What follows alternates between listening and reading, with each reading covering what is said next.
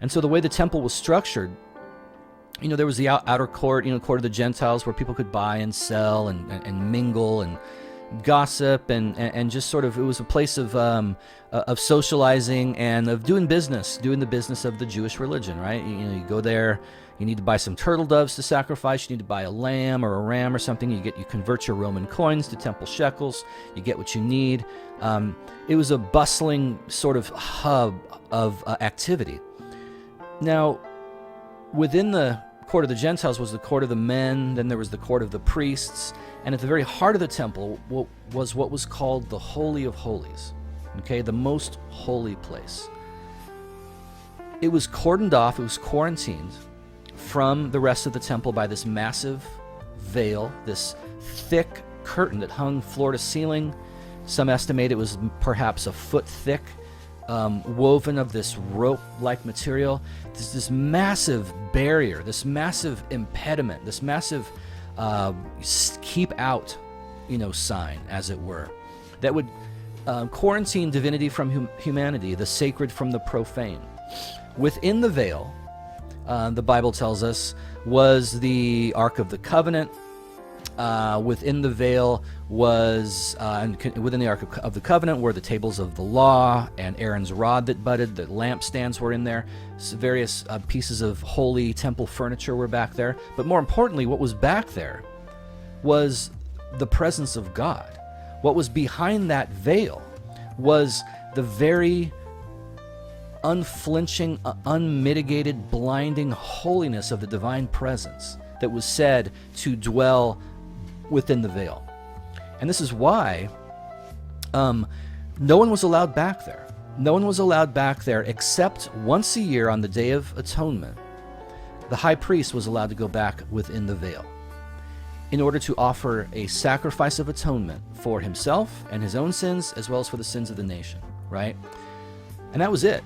And, history says that, the priest would wear some sort of cord around his ankle that had bells on it, so those priests outside the veil could hear him as he moved around doing his sacrificial duty. They would hear those bells tinkling. But if they stopped for an extended period of time, they would know that something was wrong. The priest was, in some sense, defiled, or he wasn't sanctified sufficiently, and so God would strike him dead. And if God struck him dead, they couldn't go back there and pull him out, because then they would be stricken dead. Instead, they'd pull him out by that rope that he had tied around his ankle. Okay, so clearly there was this. There was just a powerful presence that the nation believed dwelt within the veil, and once a year the high priest could go back there, but that's it. But that is where, the veil functioned like that sacred object, right? The veil functioned more like the apple, the thing that was prohibited. The Bible doesn't say it was an apple, by the way. It just says fruit. Could have been anything.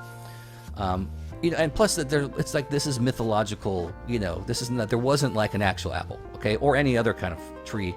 This is an origin myth that we derive spiritual benefit from. So keep that in mind, because I'm talking about all this, and I probably sound just like an evangelical, but just keep in mind, I'm teaching Christianity here. Christianity teaches this, and I'm teaching that. The way you read it, is there are a lot of different ways to read these tales, these accounts. One of which is literal, and that's important, but also eschatological, typological, ethical, right? And so in the same way that the Adam and Eve were prohibited from attaining the sacred object because of that apple that God said you can't touch, you can't eat, in the same way the nation of Israel was kept from the holy presence of God, and perhaps more importantly, the holy presence of God was kept from the people by this curtain, by this veil, okay? Now, interestingly, this entire way of conceiving of spirituality, of thinking about the Christian religion, all of this was, as I said, put to death at Calvary. He nailed it to the cross. This entire system has been rendered obsolete. He triumphed over them in it. He made a mockery of this entire way of doing spirituality.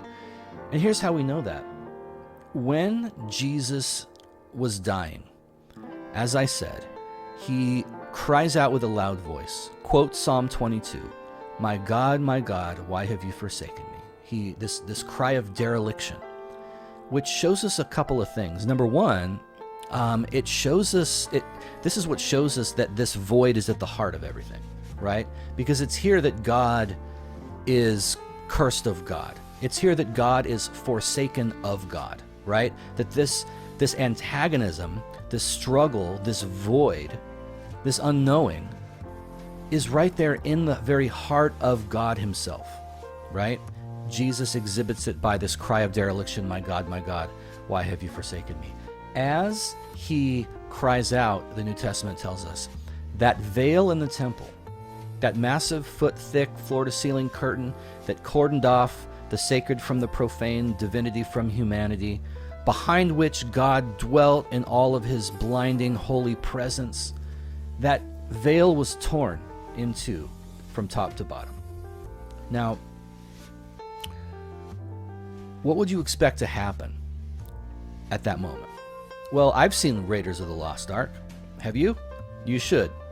Remember when the Nazis capture the Ark of the Covenant?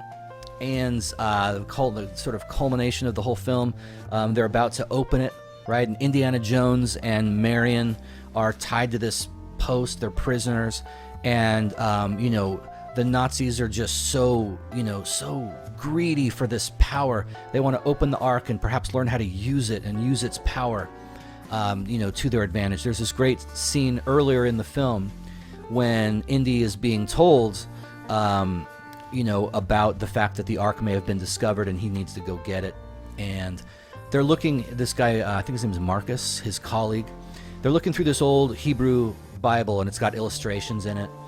And they're reading the story of the Ark of the Covenant and the way that God used it in the Old Testament to slay his enemies. And there's a scene where, these bolts of lightning are shooting out of the Ark and fire, and the enemies of God are being burned alive and destroyed. And Indiana Jones says, good God. And Marcus says, that's what the Hebrews thought, right? So when this veil is torn, what do you think is going to happen? Well, in my mind, the same thing that happened when the Nazis opened the Ark of the Covenant in Raiders of the Lost Ark. If you saw it, their faces literally melted off their skulls. They were confronted with the unflinching justice, fury, vengeance, and retributive anger of the God of Abraham, Isaac, and Jacob. And Indiana Jones, and he tells his partner, don't look, close your eyes, don't look at it, because if you close your eyes somehow, you're, immune to the God gas or whatever it is that zaps you.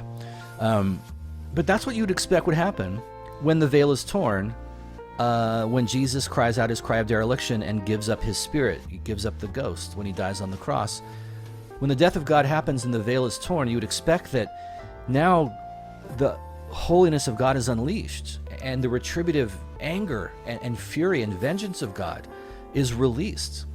And something akin to that sort of carnage is ready to befall us, right? But no, the veil is torn, and behind it there's nothing. There's just nothing there. Nothing comes out. Nothing zaps anybody. No one dies. There's no, angry fist or vapor that vaporizes sinful people. Nothing. Presumably, the priests just sewed it back up and continued the charade, right? The temple wasn't destroyed by the Romans for another 37 years or so, right? And so presumably that veil that was torn was just sewn back up, and this system according to which there's a sacred object, God hiding behind this curtain, and you could get to him, and these are the ways you get to him, and this is how you get the sacred object and attain it by doing this, that, and the other thing. That entire serpentine system just continued. It just continued on, even though it was now expired, even though it was now irrelevant, even though it was now made a mockery of by God in the crucifixion of Jesus.